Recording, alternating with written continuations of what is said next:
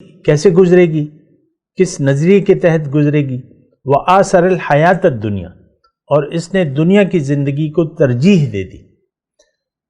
فإن الجحیم ہی المأویٰ، اب اس کا ٹھکانہ جو ہے وہ جہنم ہے۔ ہمیں تو یہ باتیں نہ خوف دلاتی ہیں، نہ ہمارے دل میں کوئی خوف پیدا ہوتا ہے۔ یعنی دیکھیں، جنت اور جہنم، اس کا تذکرہ اللہ تعالیٰ نے قرآن میں تفصیل سے کیا ہے۔ جنت کی نعمتیں بیان فرمائی ہیں اللہ تعالیٰ نے، دوزخ کے عذابات کا تذکرہ کیا ہے، لیکن آپ دیکھ لیں کہ یہ جہنم کے حالات، وہاں کے عذابات، ہمارے دل میں ذرہ برابر خوف نہیں پیدا ہوتا۔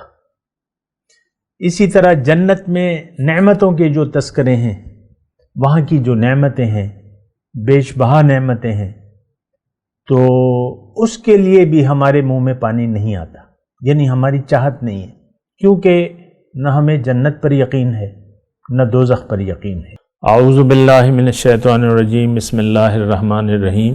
اللہم صلی علی سیدنا محمد معدن الجود والکرم وآلہ وسلم۔ سامعین و ناظرین اکرام، السلام علیکم ورحمۃ اللہ وبرکاتہ۔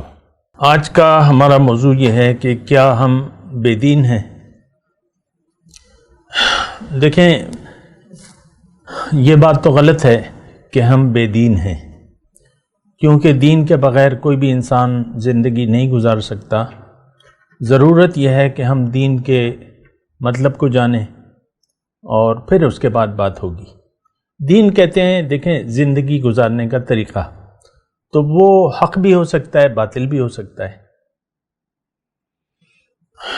یعنی دین حق بھی ہو سکتا ہے، باطل بھی ہو سکتا ہے، بغیر کسی طریقے کے انسان تو زندگی گزار ہی نہیں سکتا۔ تو یہ بات غلط ہے کہ ہم بے دین ہیں، لیکن یہ بات ضرور صحیح ہے کہ ہمارا دین اسلام نہیں ہے، ہم اپنی مرضی کے مطابق زندگی گزار رہے ہیں، یعنی ہم دین اسلام کے نہ پابند ہیں اور نہ پابند ہونا چاہتے ہیں۔ زبان سے ہمارا دین اسلام ہے، لیکن ہم دین اسلام کے مطابق زندگی گزارنے پر تیار نہیں ہیں۔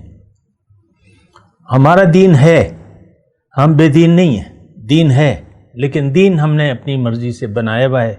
ہمارا اپنا کچھ روایات کا اتباع ہے، یعنی روایات کی پیروی ہے، اور کچھ اپنی، زیادہ تر اپنی خواہشات ہے۔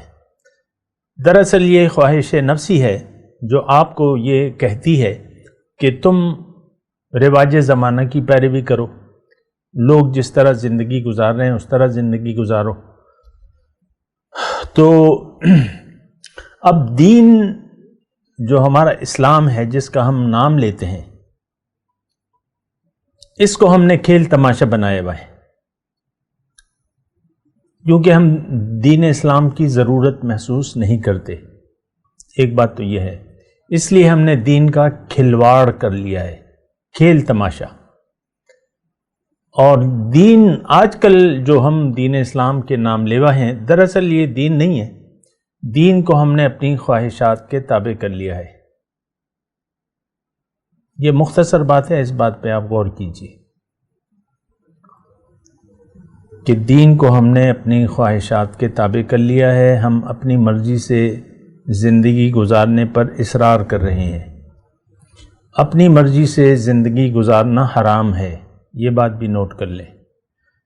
جس نے بھی خواہشات نفس کی پیروی کی یا اپنی مرضی سے زندگی گزاری، یہ شخص جہنم میں جائے گا۔ اور یہ بات میں نہیں کہہ رہا، یہ قرآن میں لکھی ہوئی ہے بات۔ فَخَلَفَ مِن بَعْدِهِمْ خَلْفٌ أَضَاعُوا الصَّلَاةَ وَاتَّبَعُوا الشَّهَوَاتِ فَسَوْفَ يَلْقُونَ غَيًّا۔ اللہ تعالیٰ نے قرآن میں لکھ دیا ہے کہ وہ لوگ جنہوں نے نماز کو ضائع کر دیا اور خواہشات نفس کی پیروی کی، تو یہ لوگ جہنم میں جائیں گے۔ دیکھیں، دین اسلام کی ضرورت اس شخص کو ہے جو دنیا کی زندگی کو آخرت کی زندگی پر ترجیح نہ دے، ہر وہ شخص، یہ بات نوٹ کر لیں کہ ہر وہ شخص جو دنیا کی زندگی کو ترجیح دیتا ہے، اور یہ کون ہے؟ یہ آج کا مسلمان ہے، برائے نام مسلمان ہے، اس نے دنیا کی زندگی کو ترجیح دے دی ہے آخرت کی زندگی پر۔ حقیقت یہ ہے کہ آخرت کی زندگی پر ہمارا یقین صفر ہے۔ ہم لوگ آخرت پر یعنی جزائے اعمال پر یقین نہیں رکھتے۔ جنت، آخرت کے کسی بھی معاملے سے ہم انکاری ہیں عملی طور پہ۔ زبان سے کہہ بھی دیا لا الہ تو کیا حاصل، دل و نگاہ جو مسلمان نہیں تو کچھ بھی نہیں۔ ہمارا دل اور ہماری نگاہیں یہ تو دنیا پر ہیں، ہم تو دنیا کے طلبگار ہیں، دنیا کے مفاد کے سامنے ہم جھکے ہوئے ہیں۔ ہماری ہر بات سے، ہمارے ہر عمل سے دنیا کا مفاد چھلکتا ہے۔ ہر شخص اپنے مفادات کے تحت زندگی گزار رہا ہے۔ پشتو میں ایک ضرب المثل ہے کہ ہر سڑے دخپل مطلب پورے یار دے، با ماں بے مطلب یار لیدل نہ دے۔ یہ ایک صوفی شاعر ہیں، ان کا شعر ہے۔ کہتے ہیں ہر شخص اپنے مطلب تک تمہارا دوست ہے، اور بے مطلب میں نے کسی کو دیکھا نہیں ہے۔ تو یہ عوام کا یہی حال ہے کہ ہم میں سے ہر شخص اپنے مفادات کے تحت آپ سے تعلق رکھتا ہے، اور آپ کے ساتھ زندگی گزارتا ہے یا نہیں گزارتا وہ ایک الگ بات ہے۔ تو دیکھیں یہ بات جو ہے یہ غور طلب ہے کہ ہم بے دین کیوں ہو گئے ہیں، یا وہ تو میں نے آپ کو کہہ دیا کہ ہم بے دین نہیں ہیں، لیکن باطل طریقے سے زندگی گزار رہے ہیں، اپنی مرضی سے زندگی گزار رہے ہیں۔ ایک آیت میں نے آپ کو سنانے والا تھا، میں نے نہیں سنائی، جو کہ دنیا کی زندگی کو اگر کسی نے ترجیح دے دی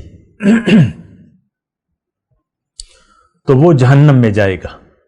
وہ قرآن کی آیت ہے، فَأَمَّا مَن طَغَىٰ وَآثَرَ الْحَيَاةَ الدُّنْيَا فَإِنَّ الْجَحِيمَ هِيَ الْمَأْوَىٰ۔ دیکھیں یہ جو آیت میں نے پڑھی ہے، اس میں جہنم میں کون لوگ جائیں گے، لیکن یہ بات بھی قابل غور ہے کہ اس آیت میں کسی کافر، کسی مشرک، کسی منافق کا نام نہیں لیا ہے اللہ تعالیٰ نے۔ ایک رویے کا تذکرہ ہے، ایک روش کی بات ہے۔ فَأَمَّا مَن طَغَىٰ، جو بھی سرکش ہو گیا، یعنی اللہ کا نافرمان بندہ ہو گیا، وَآثَرَ الْحَيَاةَ، اب اس کی زندگی کیسے گزرے گی، کس نظریے کے تحت گزرے گی؟ وَآثَرَ الْحَيَاةَ الدُّنْيَا، اور اس نے دنیا کی زندگی کو ترجیح دے دی۔ فَإِنَّ الْجَحِيمَ هِيَ الْمَأْوَىٰ، اب اس کا ٹھکانہ جو ہے وہ جہنم ہے۔ ہمیں تو یہ باتیں نہ خوف دلاتی ہیں، نہ ہمارے دل میں کوئی خوف پیدا ہوتا ہے۔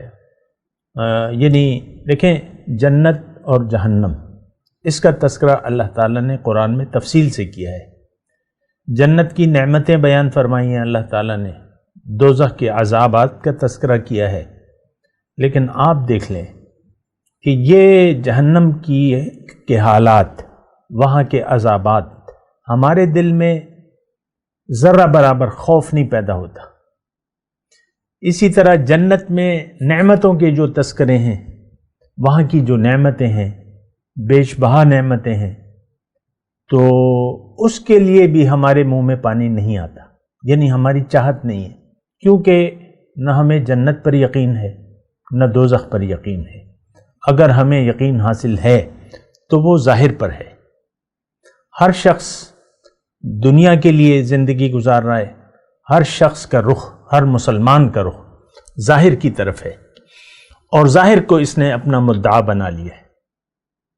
اپنے ظاہری فائدے کے لیے ہم جی رہے ہیں، ظاہری نقصان سے بچنا چاہتے ہیں، ظاہری فائدے کو حاصل کرنا چاہتے ہیں۔ یہ ساری باتیں غور طلب ہیں، آپ اس پر غور کیجئے۔ بات کرتے ہیں ایک وقفے کے بعد۔ وآخر دعوانا ان الحمدللہ رب العالمین۔ مولاي صل وسلم دائما ابدا على حبيبك خير الخلق كلهم